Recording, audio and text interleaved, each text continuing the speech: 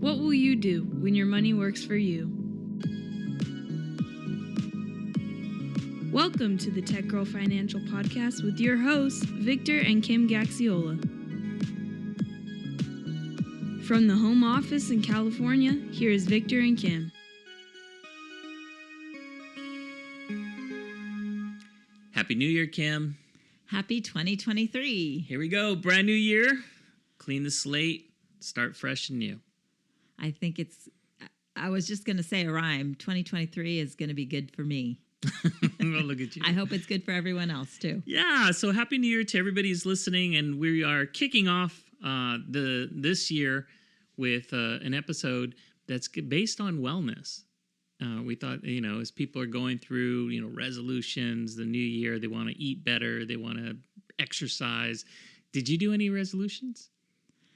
I have not done any resolutions yet, but I think that January, the whole month of January is for making resolutions. Yeah, so, figure it out. Just stay tuned. Yeah, I think I saw somebody who posted that their resolution for this year was to do the resolutions they should have done last year. So they'll complete those. I think I'm going to stick with that. Yeah, but what a great timing to have Divya on our show as we start the year and think about things, because who knows? I'm assuming that 2023 is going to be an easier year, but That's an assumption. There could be some challenges, and coming from 2022, it's not a clean slate. There's still some things that may be challenging for us all in our personal lives. Yep. And if you've been following Tech Girl Financial, Divya is not a new name. She actually joined us for a wellness webinar that we did where we were talking about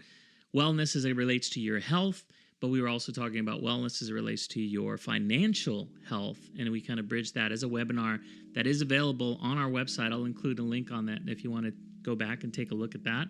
But we did sit down with Divya and looking at 2023 to talk about, how do we deal with transition? How do we cope? How do we deal with a lot of change that's taking place and the impact that it has on our bodies? And just coming off of the holiday period where people were probably eating a lot, enjoying time with their family, whether that was stressful or not, right? We talk about how people can look forward to 2023 and just come at it with a much healthier mindset. Absolutely. And the holidays aren't happy for everyone. Some people have a really rough time going through the holidays. So I think this is good timing to turn over a leaf and work on that transition and feel better by the end of 2023. Yeah, so here we go. This is our interview with Divya, talking about wellness and all-around improvement of your health for the new year.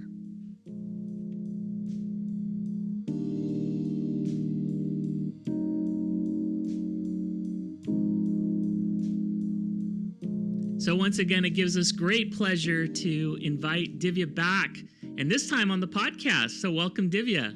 Welcome. Thanks for coming, Divya. Thanks, Victor. It's so great to be back. Kim, nice to see you again, too. Well, today, as far as the introduction, we were talking about we're in a new year. People are doing all kinds of resolutions, and one of the areas that I think we all can focus on is our own good health. And so the big topic is wellness, if you want to look at it as one big topic. But there's so many facets of wellness. And so we thought that you could provide some guidance, maybe some insights as to what you're working with and talking to clients about how they can better prepare themselves for the new year. Absolutely. It's one of my favorite topics. And just for everyone, my name is Divya Gupta, and I'm a board-certified holistic nutrition coach. I'm based in San Jose, California. And I really use the power of nutrition and lifestyle changes to help clients break free from chronic issues they may be facing over the years and really start living the life they want. And, it's a new year. It's, people are excited. People are hopeful. People, making resolutions. But we all know that sometimes we don't follow through. Life happens. And, we're not always on top of our resolutions. But staying healthy, keeping your mind sharp can really help us face no matter what life throws at you. And with the upcoming to 2023, as people are, even myself included, worried about the recession, what that it could mean could really induce a lot of stress into people's lives. So really helping how nutrition, how lifestyle can really help people cope with this time is super critical. Absolutely. That was one of my questions for you. And I think it's really tough sometimes for me to understand what people are thinking because I'm so in tune with the market. I understand what people are thinking about the market. But when talking to non-clients, I don't talk to that many that are not clients. And so I'm curious from your perspective, what are people's worries going into 2023? Yeah, for me, like personally speaking, with the recession coming or looming recession, is that right now my understanding based on my conversation with friends, will it stay in the tech space or is it going to start bleeding into other sectors itself? And what does that mean from a job security perspective? Finance is a big worry, and what could that bring? But I also, when I like the way I've trained myself is, okay, we've been here before, back in 2008, 2009, or the dot-com bust, and we know we can get through it. It's not going to stay like this forever. So that brings me some hope. I don't know if it's a foolish way to look at it, but that just makes me feel a little bit more calmer and not too stressed out. Oh my gosh. I think anytime you bring in 2008, 2009, that should relieve people because I don't think it's going to be 2008, 2009. I think we go for a recession, but probably not 08, 09 standards. And that should give us some relief because we've lived through it. Now, something interesting for our Bay Area listeners is that we did just hear from a market analyst, and he seems to think that unemployment and layoffs will really just happen in the technology field. So for Bay Area listeners, I know that probably gives us a little bit more stress because so much of employment opportunities here is in the tech space. Yeah. And you bring up stress, right? So, if I just get into what happens, what is stress and how does the body react to stress? If we could start there and then get into how people during the season of uncertainty, change, and stress, especially in Bay Area, how can people cope with it in a healthy manner? And I'm so relieved to hear it won't be 2008, 2009. Thank you, Kim, for making me feel comfortable. You're welcome. So when the stress is real, right? So stress is, I was looking up the Merriam-Webster definition of it. It's just our response. Stress is our body's response to anything that requires attention and any change that could be physical, emotional, or psychological. And as humans, we have evolved. We have an evolved being, but our brains are still not as evolved. We're still stuck in the hunter and gatherer standpoint. So when we faced, as a hunter gatherer, when we were hunting and, there's a predator, we got to run, because, that our life is in danger. And that's how, even though we no longer live in the jungle, we don't have a predator running after us, our life isn't in danger, our brains still process threat the same manner. It's the fight or flight mode. So it could be, hey, my spouse is angry at me and I'm not sure why, stress. And it could be that you just narrowly escaped a car accident. Our body reacts the same way. And the way it reacts is it just gets, our body's flooded with cortisol and adrenaline in our body to help us cope with it.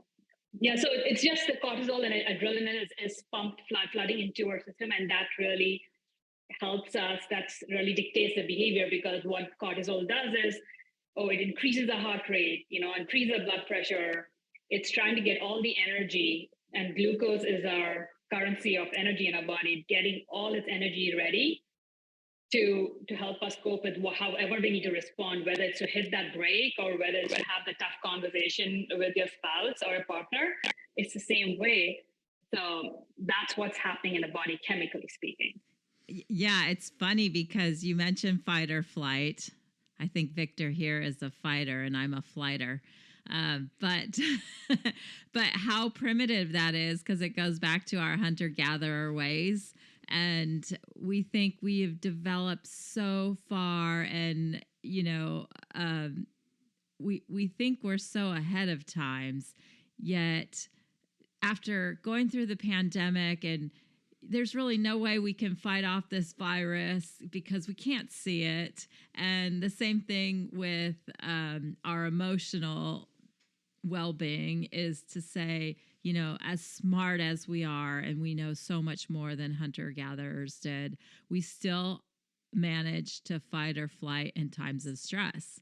Yeah, and it's crazy, right? No matter, exactly your point, no matter what happens, the body's reacting that way, and the way we cope with it is to go for that glass of wine, to go, for comfort. Mac and cheese sounds really good, or that donut, or that dessert. That's way, because it immediately gives that rewarding feeling. The dopamine goes up, and your brain feels good, and you just want more of it. And unfortunately, it's just a domino effect from there. So Divya, knowing that our body is wanting to do this fight or flight situation, what do we do? How do we recognize the behaviors that come after that first instinct of fight or flight? Because I think those are the unhealthy habits that we find ourselves getting into trouble with. That's a great question, Kim, and it's $1 million question, I want to say, because it's going into a lot of inner work and self-awareness of, how are we behaving. And number one, when we are stressed, it's the amygdala in our brain, right? That's, the fear-based programming in our brain, which is going to start reacting to I'm feeling a little stressful, I'm in threat, my life's in danger. And that's when if you find yourself feeling irritable, angry, you're impatient, you're being wound up, you just find that you're constantly in that mode, that could be a sign that there is some sort of stress, unresolved stress that you're dealing with, that you're not even aware of, to your question. And it could be family, it could be work, it could be a number of different things. And the other piece, as I've noticed, is, fear of stress also has a very physical sensation in your body. Sometimes when we are stressed before a big presentation or audience, we feel the butterflies in our stomach. We get that sensation in our stomach. That could be nervousness, that could be stress too. So really paying attention to the signs your body are giving, somebody could feel a little pain in their stomach, or, you seem to have to go to the bathroom a lot. Because you're feeling stressed. You start sweating profusely when you're stressed, and you're getting angry a lot. So those are the different, I want to say, signs that you start paying attention to that could be, okay, I need to work on this. So the first thing we need to do really is recognize those behavioral changes that are going on. And maybe people in our lives are helpful enough to recognize them sometimes in us as well, and take those hints as a way to make some changes. Yeah. And I think what she had shared too was this idea of self-awareness, is knowing that, you're probably coping, that you're going through something, and that's your reaction. It's a natural reaction. And just being aware of it is helpful in order for you to do something about it. And I think at its root, it is kind of a defense mechanism, really, to try to protect yourself and to find that level of comfort. And, and as we start thinking about ways that you can do something about it, because, when we talk about things like the market, when we talk about, 2008, 2009, there are a lot of these things that are well beyond our control.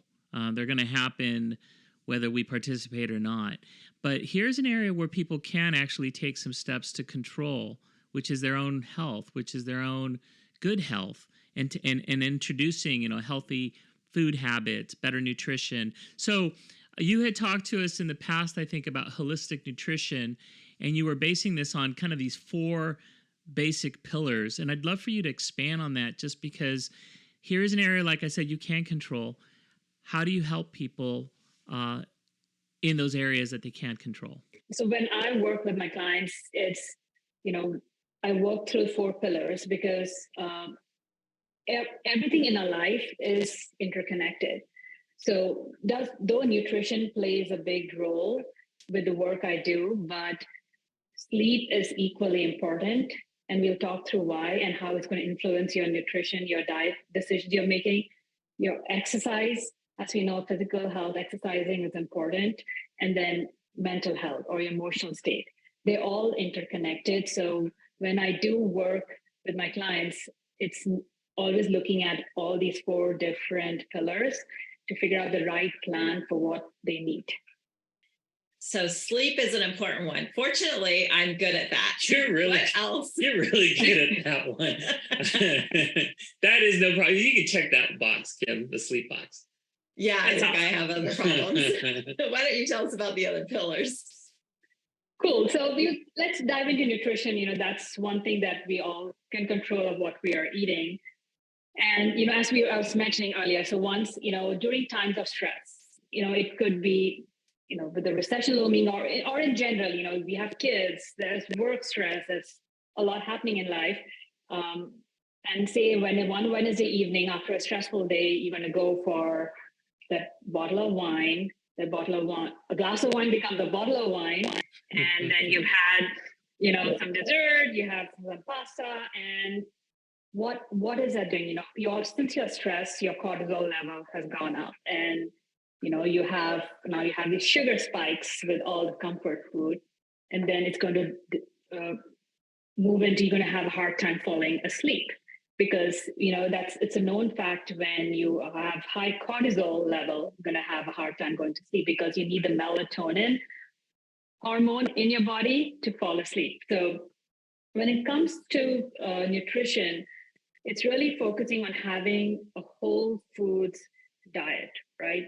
It's eating real foods and really recognizing to the fact, okay, if you have had a stressful day and, you instead of trying to go for the glass of wine, hey, can you perhaps go work out or exercise or try something else to de-stress than going for those, comfort foods right away. So from a nutrition aspect, especially I would say my favorite foods for stress busting are really, like avocados are great, right? Because it's high, nutrients dense and low glycemic index. That means it will not spike your sugar. And it has a ton of B vitamins in it as well. It's having healthy fats like olive oil, like, having wild caught salmon is great for you. Having nuts and seeds, legumes, and fiber, it really is going to provide you with all the nutrition because when you are in constant stress mode, your body is being robbed of all the nutrition. And it's, initially it's going to do fine. Initially, it's going to go into the reserves, pull those nutrition out and help your body cope. But over time, if we don't build back the reserves or other habits to cope up, your body is going to start feeling it. You're going to start having fatigue, the irritable, you're going to get angry, you're not going to sleep well. So the way to replenish your reserves are by having a really high plant-based, fiber-rich diet. That's so interesting. So no on the wine. No. Boo. No on the bottles of wine. Yes, the avocados. I think a glass of wine is all right. Yeah, but I like that. It's a glass is fine. It's not saying never have alcohol. I like my glass of wine, but it's not the way to cope. I think that's the but it's not the way to de-stress. And I think once you get used to that's when it starts to cascade of, we never end with a glass of wine, right? You always want something else more. And what you're saying really is helping me understand it better in terms of you're already high stress, you're in this, your body is it making more dopamine? Or your body during stressful time, your body is your stress hormones, which is your cortisol and your adrenaline. So those are jacked up because your body is getting ready, the fight or flight mode. The body is getting ready to fight because it doesn't know that you just had a stressful meeting or you just had an argument with your partner. it just thinks you may need to fight or flight. So I'm ready. Tell me, what do you want me to do? So it's ready for that. And that's when it starts depleting, taking away all the energy, nutrition from your body to prepare you for that event. And so the sugar, which is found in those things like pasta and desserts, cookies, and wine, even, that is going to exacerbate that problem. Yeah, absolutely. It's just the refined carbs, sugars, it's just, it does increase the inflammation. And you would always end up, say at night, say you de-stress, you have your pasta, your wine, your dessert, your cookie, maybe fries. You're going to have a hard time falling asleep. And the next day, when you haven't slept well, you're going to, the vicious cycle starts again. You want to have more caffeine. You're going to go for those muffin, easy breakfast, because your body just wants to refuel fast. And having constant high cortisol also increases your appetite, and you start craving comfort food. And that doesn't really do well for your belly or your waist circumference. So it's interesting to me is just how these pillars should be looked at, in isolation or in a silo by themselves, but how they affect each other. So if you have bad nutrition and you're eating wrong, how it affects your sleep. And then if your sleep is affected, then that your energy levels, and perhaps you don't feel good about yourself. And, so how do the other pillars fall? What do you want to say? Yeah. Sorry, was Kim going to say something? Yeah, she was. No, well, I was just going to add a little bit more commentary to that, but we can just move on. I do think, I just want to say this. I am going to add this one little piece. It's not so, I think what we end up telling ourselves is, no, we can't eat. When we reach for the dessert or whatever bad food that we are not supposed to eat is, a lot of times I get there and I reach for that and I say, no, I should not do this. But if I could tell myself I could have almonds instead, or an avocado instead, that may still comfort me, but not do the damage that the sugars could. And I think that that's really an important thing to know. Mm-hmm. That reminds me of those books, right? If you're going to go out and eat, if you have to eat fast food, or if you're going to go out to eat at a restaurant, and you'd like to go to Chili's, I'll throw it out, or an Applebee's or what have you, or one of those chain restaurants, it would tell you don't order this, but order that. So at least it's like what you're talking about is just alternatives, I suppose, is healthier alternatives to suit that need. Yeah, and it's I want to say it's not about I don't want to demonize it and never have dessert or it's so bad for you, but it's also it's this recognition of why are you having it? Is it it's a treat, you want to have it, you're going to have a piece of chocolate, or are you having it to cope with something that's going on? So I think that's the distinction to make, and that's where your self-work come, because sugar is addictive. Sugar is, I would hate, it's not about willpower, because sugar just rewires your brain, those neurotransmitters, where your body just wants more of it. So no matter how much willpower you have, you will break, and you would want to go for that. You would want to go for it. So there have been studies where they have made a connection between sugar and heroin addiction is the same, because it just activates the same part of the brain. Your body just wants more of it. So it's just knowing okay, why are you having that glass of wine? It's socializing, you're having a good time, but it's not something because you're stressed out or you don't know what's going to happen tomorrow if I lose my job. So I'm going to have a glass of wine or two. Well, that's really interesting, but not surprising, only because for the past couple of years, been on and off on a low carb, try to reduce the amount of sugars in our diet and staying away from unhealthy foods and trying to eat a little bit better. And I discovered that after a while, especially if you weaned yourself off sugar, that when the holidays roll around or a birthday comes around and you start eating more bread, eating more sugars, that I found myself again craving food, like having those cravings that I didn't have anymore. I didn't have hunger pangs, and then they're back. And this explains or justifies it's probably just because I've returned to that sugar, which is encouraging me to eat more sugar. And so it's really, really tough in the holidays. So that's why it's good that we're recording this post holidays and looking towards the future of 2023. Yeah, so it's not you, it's just sugar. And our sugar is hidden in our foods everywhere. If you're not mindful about, when we're buying ingredients, it's just sneaked into pasta sauces, sneaked into ketchup, and food that you don't think would have sugar has sugar in it. So it's really being aware of, when you go into the grocery store, what you're buying, to making sure you're not consuming hidden sugars. Because our ancestors did not have any amount of sugar that we have around us. It probably came through fruits or perhaps some honey. That's about it. But now we have like loads of it. Yeah. And I think part of it is too the habits of, I remember going through this and understanding, and it's been said before, is that when you go to a grocery store, is trying to stay away from the middle aisles, which have more processed foods, and try to stay on the outside where you're going to find more of the fruits and vegetables and the meats and the and the things that are a little bit healthier for you than the stuff that's processed. I walked down the cookie aisle, and this is after having been on the low carb diet for a while, and just walking down the cookie aisle and seeing all these cookies that are in the shelf and it could be there for a year and nothing would, you go, that's just not natural. That something could sit on a shelf for over a year and still be edible.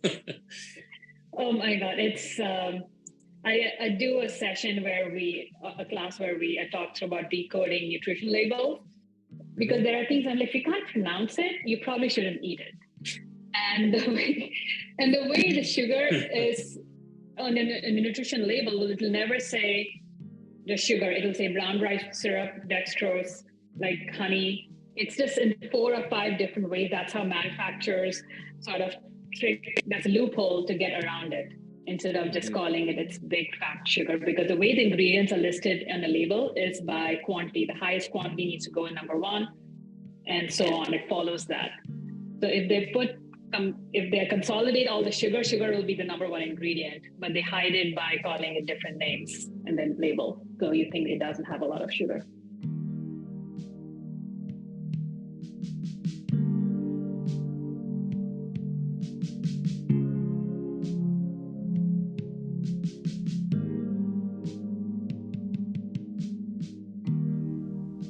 Okay, so we've talked about 2 of the 4 pillars, which were sleep and nutrition. Let's dive into the remaining 2 pillars. Sounds good. So, and it's, everything is tied together. So, we talked about sleep, how critical sleep is, because during sleep time, your body is recovering. Your body needs to rest. Our digestive system, our lungs, our brain are working all the time, 24/7 for us. So that's a time for us, our bodies to slow down and recover.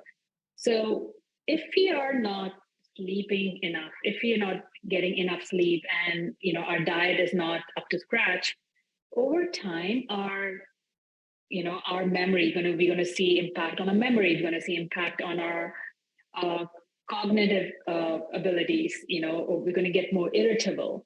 And over time, as this continues, can also really lead to depression and other mental illnesses. So, because when we sleep, it's a time for our brain to get the garbage out, right? Because the brain is burning a lot of glucose. 60% of the glucose is used in our brain, and it is producing a lot of free radicals during that time that our body has to get rid of. And if you're not sleeping enough, if your diet is not really up to scratch, then it's really going to impact your mental health. And I know, Kim, you have 2 kids. I've had a kid. We know during that time when we're not sleeping well, how it can impair our cognitive abilities. We get irritable, we are tired, we are angry, and then you do want to you're not yourself. And how then it can impact your work. It's hard to work. That's why moms and it's hard, even in the first 3 or 4 months coming back from maternity leave, it's hard because you're still not sleeping well. Yes, yes. I say that the biggest favor we can do for our kids is get sleep, because I know when my kids were young and sometimes they would be frustrating, I just love them 100%, 150% in the morning. And then, as you get later in the day, it's like, oh, just let me go to sleep so I can start again in the morning, loving you and not being mad at everything that you've done. Self-care is not selfish. That's what I tell all the moms. And, self-care is not selfish. That you to be a better mom, you need to take care of yourself. It's true too. And I think it's funny. I am not a night person whatsoever. And so I know that my family are much more late night people. And so they typically like to ask me questions at night. And for the most part, I tell them, you cannot ask me this question at night because I can't give you the right answer right now. Let me sleep on it, and then I will give you a fair answer tomorrow. That's good. And they are tricking you. Yeah, I think they knew when you were vulnerable, actually.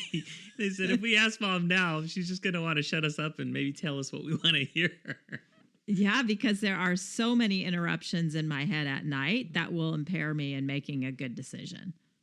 So I think that's, at that point, with mental health and especially stress, it's, one of the techniques a simple free, it can be done anywhere I work with my clients, is just breathing. Just taking deep breaths. It really calms our vagus nerve, which runs through our diaphragm. And it can really help you, reduce your cortisol level.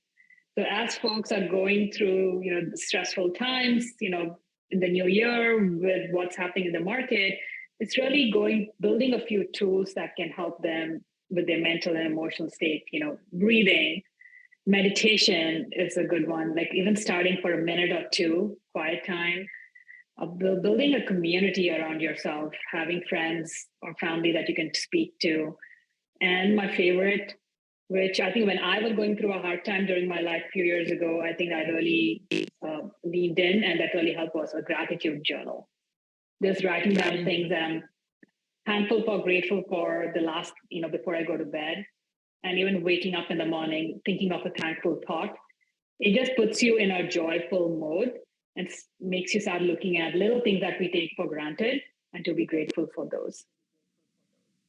I know a lot of people that do gratitude journals. And I was just reading an article that said when you are really going through tough times, you should check your breathing patterns. And you tell me I need to breathe, and that makes sense. And I know it works, but I don't know how I would be able to check my breathing patterns when I'm stressed. Like, what does that look like?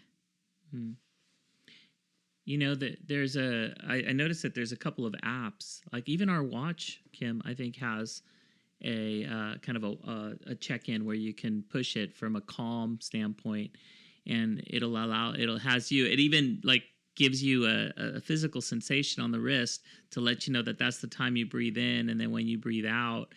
And when you're mindful of it, then you do almost immediately feel much more calm. And you can monitor your heart rate, and you'll notice that it starts to slow. And I think part of it is that recognition that comes with, hey, if I'm feeling like this, even just taking a few minutes to slow down. Countless studies that show people, if you're feeling that way, if you go for like a 10 to 20 minute walk, what a difference it does to just your brain and your brain waves, and how important that is. Yeah, absolutely. And there's something called box breathing, where you breathe in for a count of 4, you hold for a count of 4, you breathe out for a count of 4, and then you hold for a count of 4. And that technique was apparently used by Navy SEALs. And they're in a lot more stressful situations than you and I are. And that helps to calm their nervous system. So That's something that's a tool that everyone can put in the toolbox. And Kim, to your question, yes, when you are in a stressful situation, you're probably doing shallow breathing or holding your breath, but maybe it's recognizing, maybe it's a couple of times a day, whenever you realize, okay, I have been holding my breath, to just take a minute breathing break can help calm the nervous system. Yeah, and what I find interesting is that this is a physical exercise. It's a physical thing that then translates to just better mental health, or at least feeling comfort. And so it's you taking again more control over how you feel, more control over these situations that are putting you in high stress. Absolutely, because stress will happen no matter what. If somebody wanted to not have stress in their life, they're born in the wrong era. We always are going to have stress. It's just how we respond to it, and just building these tools up. In a way, you're calming down your nervous. You're building these tools to calm down your own nervous system to cope with it, so you can respond to a situation better. You can answer that question better at night, Ken. Anyway, I'm going to take a deep breath and then answer the question. Yeah, what I would challenge you, though, is, hey, helping someone with a 401k rollover is like being a Navy SEAL. No, I'm kidding. In certain markets, it is. In certain markets, it can be. Oh, I totally believe it, because, finance numbers stress me out. That's an area that I want to avoid, but I know it's important. I have to deal with it. Escapism will not work long term. So that's for the mental health, your emotional health pillar, how important it is. And it really, I think one last piece, a tool for the audience is, especially if someone who's, some people are more anxious by nature, they do stress, is just writing it down at night before going to bed. Once it's out of your head and on a piece of paper, you're at least tricking your brain that I'm actioning on it. I'm going to take care of it. You can just calm yourself. Okay, once it's out on the paper, you can go to bed. You'll deal with it the next morning, or you'll create a plan. Or sometimes I've seen when I've written things down, they seem bigger in my head than they actually are once I write it down. I'm like, okay. So that's another way to recognize, are there areas that is stressing you out, which probably aren't as big. Our brain just loves to make stories. Our brain just likes to, because it's just trying to protect us. That's just doing its job. Am I safe or am I not safe? So, but there is a lot of shades of gray. It's not black and white anymore.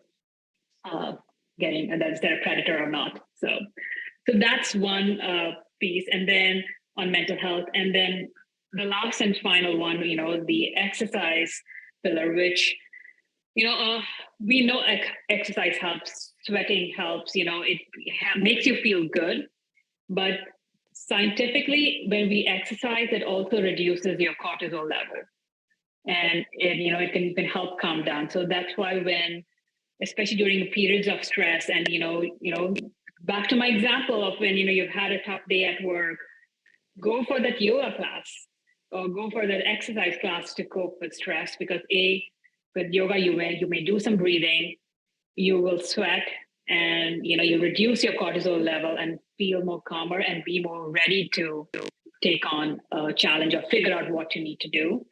And so exercise is super important. Even with eating the right food, we need to balance our blood sugar spikes, which is the high blood glucose level is leads to a lot of the chronic issues, from diabetes to hypertension to cardiovascular health. It's all our blood, balancing the blood glucose, and exercise is a great way to balance that.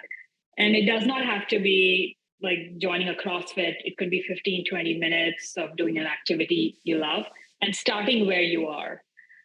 So if you haven't done a lot of strength exercising, it's going for walks, going for hikes. That will give you elevation and get your heart rate up. It could be joining a group class or yoga class. And that could also bring in the community aspect to it as well. So that's, that exercise hand in hand with good nutrition, sleep, and mental health will get you ready in the best way that you can help cope with stress or respond to stress, because stress is something that will happen. That we know we cannot change, but what we can control is how we react to it and giving yourself the best chance by taking care of yourself to do that. Yeah, I think that that's my favorite one is the exercise pillar. And I remember telling my kids when they would have some pretty big stress fits and anxiety situations with homework and school activities and even social activities. And, you know, they could be in the middle of a total breakdown. And I would say, get on the floor, do some push-ups, walk up and down the stairs 10 times. I just needed them to do something physical to help them through it, because I think that was a really easy thing for them to do that could change the chemistry in a quick way. And my son is 7, and at this point I'm dealing with a lot of how to regulate emotions when you're angry, and it's time to just move your body. When you're feeling frustrated and you don't have the words to communicate, and just jumping or running around with him, I just see a drastic difference in his mood. It's just energy that's flowing out of your body when you move it, than keeping it stagnant. So, absolutely, exercise, just movement is key. It can be any kind of movement, but just get your body moving. And that's why I think when it comes to exercise, it's always helpful to do an activity that you enjoy. Something that Kim and I started doing last year was playing tennis. And I realized that I enjoyed playing tennis because there's a competition aspect to it, but we're moving around. It's social. It doesn't take much equipment. The courts in our neighborhood tend to be open most of the time. And we can go out there, on a whim to get out there and just move around. And I enjoy that. I also enjoy cycling, which is fun, more so than running. So it's kind of coming to the thing is like, I don't really like to run. I don't like really lifting weights, but I enjoy doing these other things. But like you said, it's more about introducing that habit of just moving, getting your body out there, moving, hopefully breaking a sweat.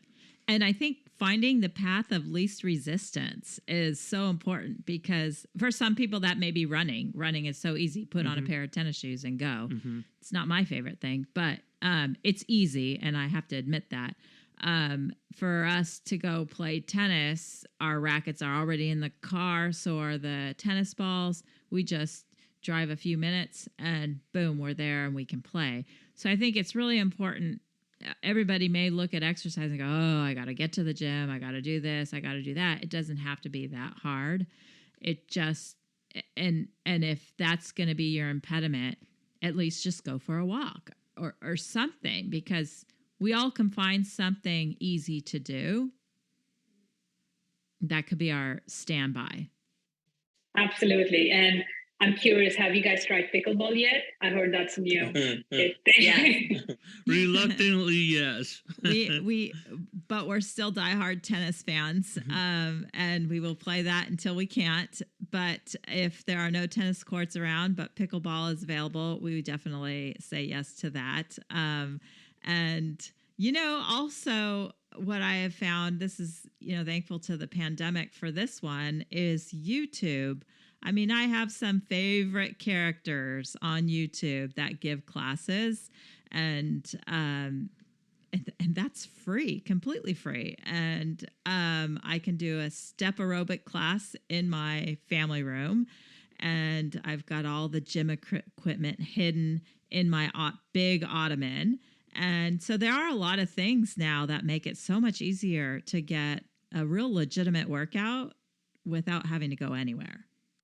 I was just going to say that, there's a ton of resources available for free these days.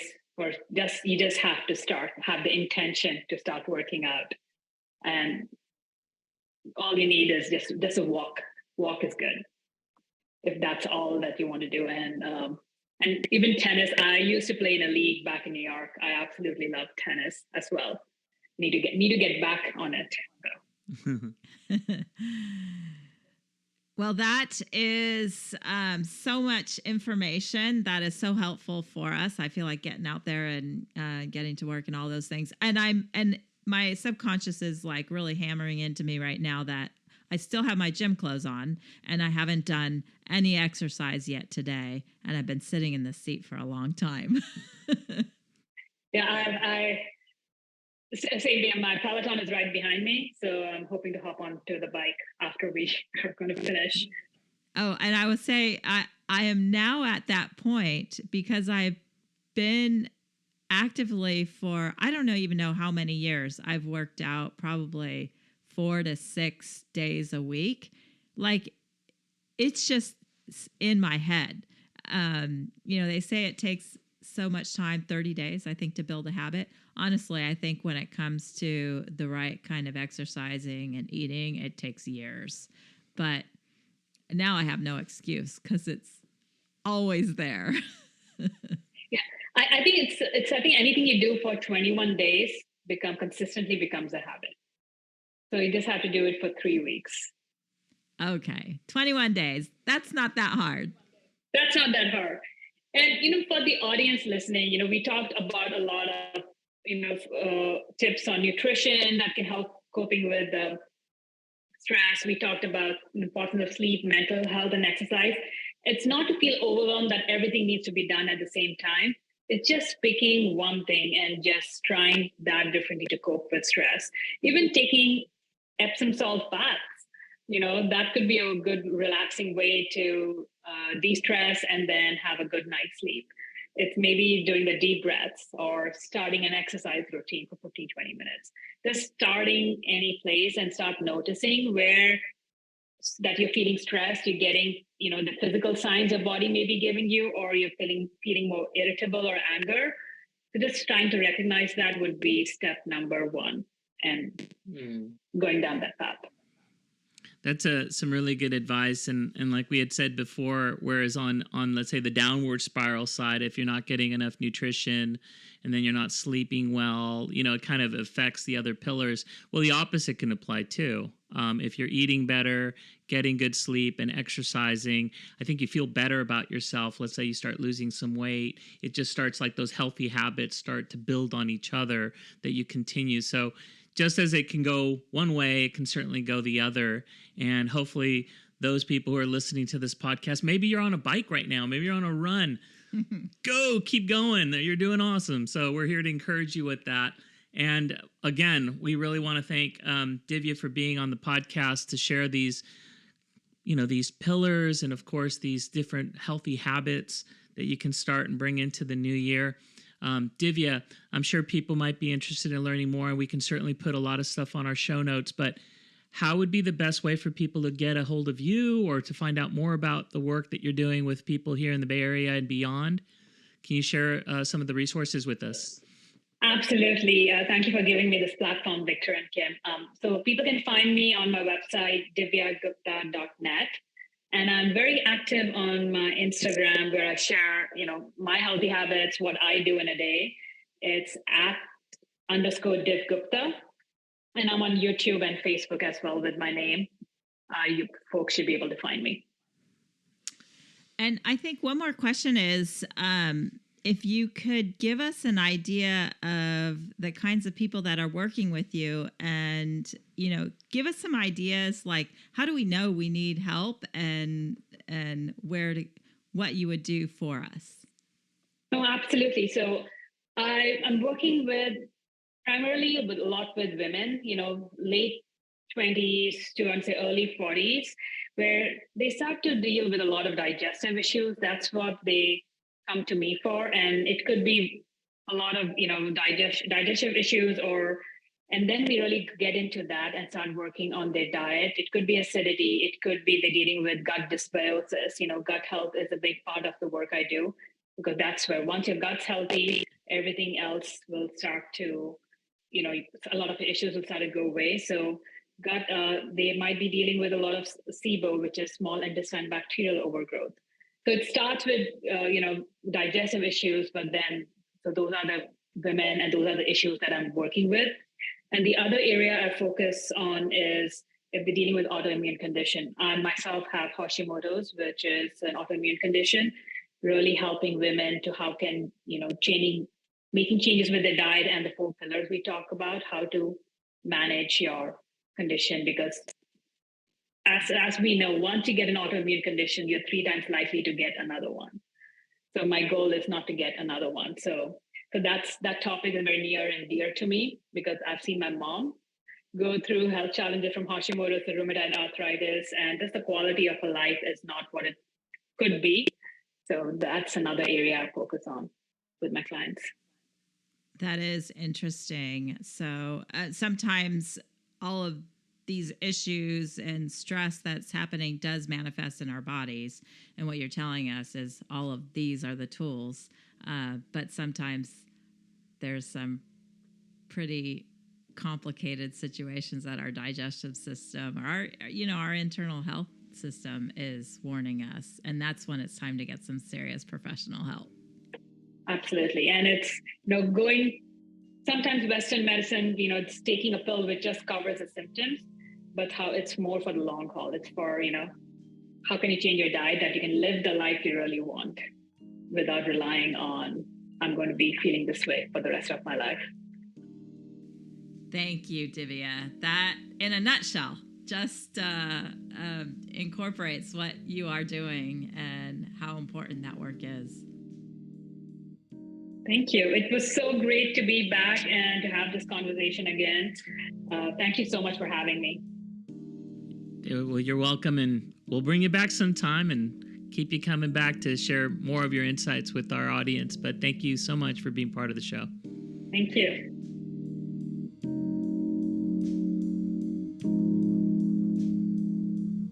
Okay, so that was our interview with Divya, which, did you learn something new? I did. I learned a lot, yeah.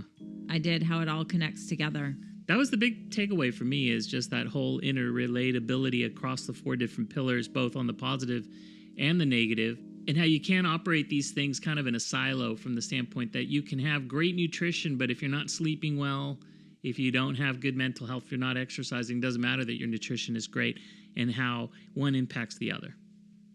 That's so true.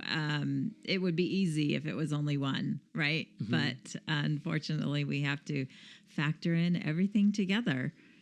I think the other takeaway, too, is that you don't need to address them all at once and think that you overnight. But even if you took just small baby steps, like exercise, it doesn't mean that you are going to go out there and run a marathon or even a 5K for that matter. But even if you get out of the house and walk for 20 minutes or 30 minutes, at least that's introducing movement in your body. Mm-hmm. And, kind of look at all of these pillars almost like buckets. Mm-hmm. And what bucket is most empty is probably the one that you need to prioritize. Mm-hmm.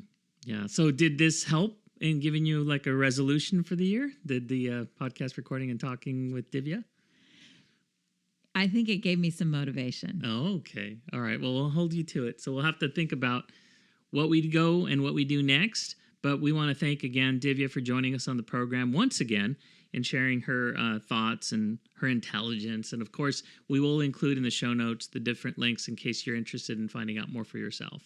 Yeah, and I will finish off with a grateful journal. It's not really a journal, but she said that a lot of people do have a journal of gratitude. Mm-hmm. And so I just want to say thanks again to all of my clients and Victor and Divya and everyone that is on the podcast, family and friends, because I sure am grateful that I have everyone. And, Victor, you always say happy life or happy wife, happy life. It also is happy advisor, happy clients, happy everything else. And all of this kind of goes into this whole wellness. So, I'm going to start with gratitude this year. Wow, feeling the love. Maybe that's it, So it's good, Kim. And I feel the same way. So thank you all for listening. As always, if you're interested in finding out more, you can always find more on our website. Also, all our social media channels, which are shared across the different platforms. And if you have a question, don't hesitate to reach out, especially if you have a specific topic that you'd like us to cover in Season 6. We're always open to new ideas. So thanks for listening, and here's to 2023. We hope it's a happy and prosperous year for everybody. That's right. Cheers. Cheers. If you have questions, comments, or suggestions for future shows, please send an email to victor@techgirlfinancial.com or join the conversation on Twitter using the hashtag AskTGF. We also encourage you to follow us on the Tech Girl Financial page on Facebook and connect with us on LinkedIn. Securities offered through registered representatives of Cambridge Investment Research, Inc., a broker-dealer member FINRA, SIPC. Investment advisory services offered through Cambridge Investment Research Advisors, a registered investment advisor. Tech Girl Financial and Cambridge Investment Research, Inc. are not affiliated companies. Discussions in the show should not be construed as specific recommendations or investment advice. Always consult with your investment professional before making important investment decisions.